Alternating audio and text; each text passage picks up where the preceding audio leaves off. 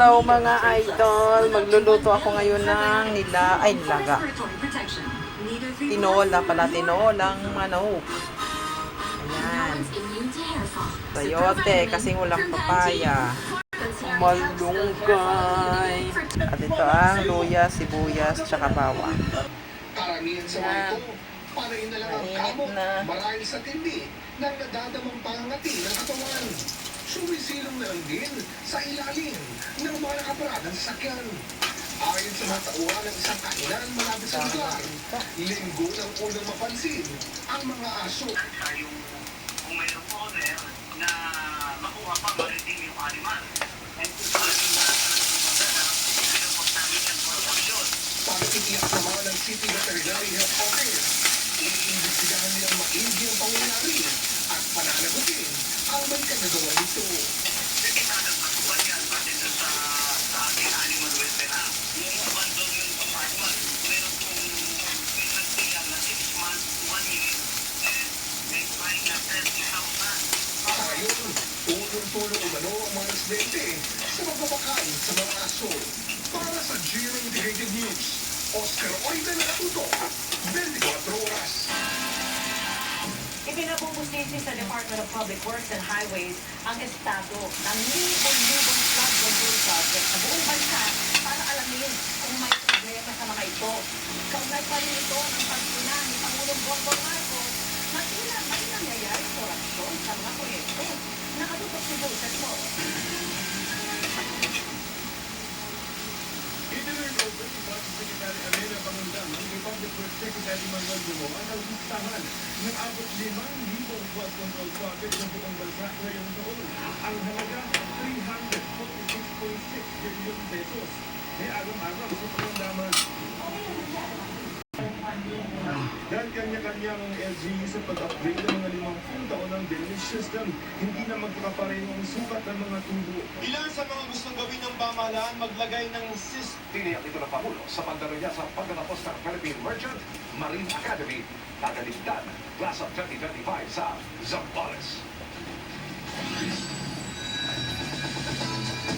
Mabilis na chikan tayo parang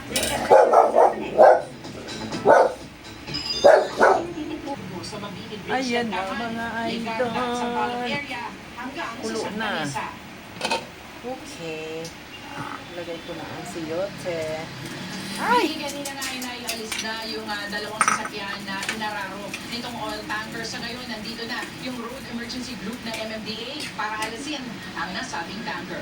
Atin muna latest mula nga dito sa Mabini Bridge sa Maynila. Vicky. Maraming salamat sa iyo, Salima Refran. May namatang barko ng China Coast Guard sa labas ng Marina Bay ayon sa maritime analyst na si Ray Powell. Kinumpirma ng Philippine Coast. Istoryan, nakatutok 24 oras. Okay. Lagyan na natin ang malunggay. Dami. O delikadong pagkilos bilang tugon sa banggaan ng dalawang nilang barko sa Baho de Masinloc nitong Lunes.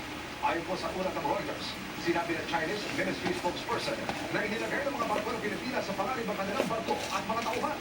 Dagdag pa nila, dapat sigilan daw ng Pilipinas sa mapaghimasok at mapaghamong aksyon.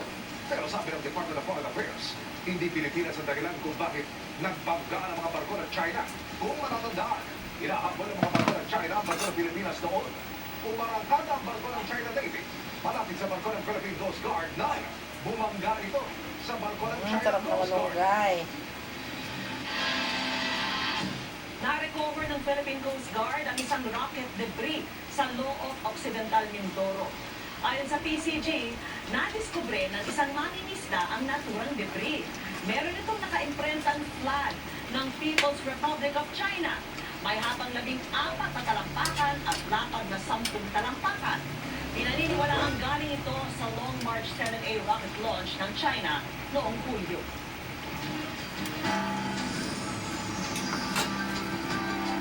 Sa Datos po Konting kulo na lang. Catarata ang isa sa tamis. Ayan na mga idol. Luto na ang tinolang chicken. Laboratory test at cardiopulmonary clearance. Pinili natin yung mga pasyente natin sa Malapit. JP Kapuso Foundation's cataract surgery dahil ang mga lugar na pinilian natin, ito ang sarap. ng Okay. Salamat sa panonood. Galing sa PE Rizal at galing